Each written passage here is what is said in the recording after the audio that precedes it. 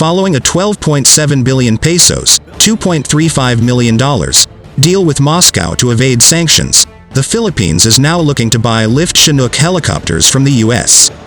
On August 15th, the Philippines ambassador to Washington announced the plan during an online press conference hosted by Manila-based foreign correspondents.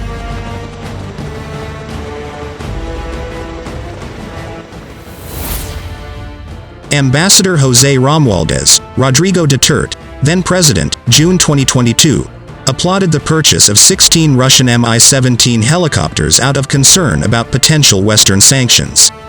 In particular, Western sanctions could make it harder for Filipino workers to send money home quickly from the United States and other Western countries. I think it's wise, especially for President Duterte, to agree to many of those contracts because it can save us from Romualdez's words.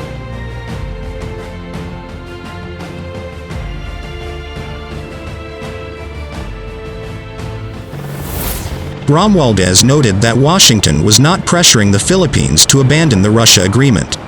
However, he said that after Russia's invasion of Ukraine in February, Western sanctions might be imposed on countries that buy Russian equipment.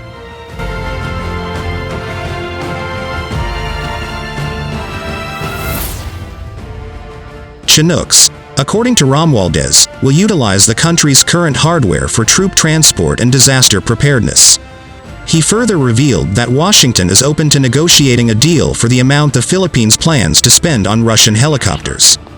The agreement may cover maintenance, service, and spare parts.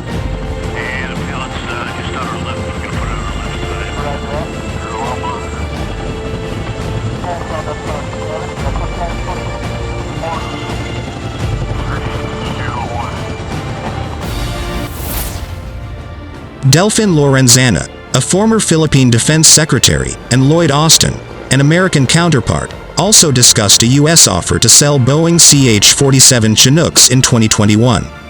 This offer was made even before top cabinet member Duterte pulled out of the agreement with Russia.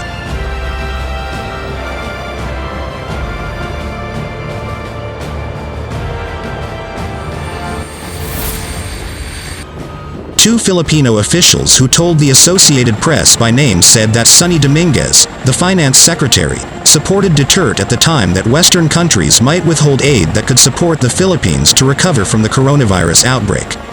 Last month, Lorenzana officially announced that the contract for the Russian helicopter had been canceled. The new president Ferdinand Marcos Jr. appointed Lorenzana to head a government agency that turned a military base into a business hub.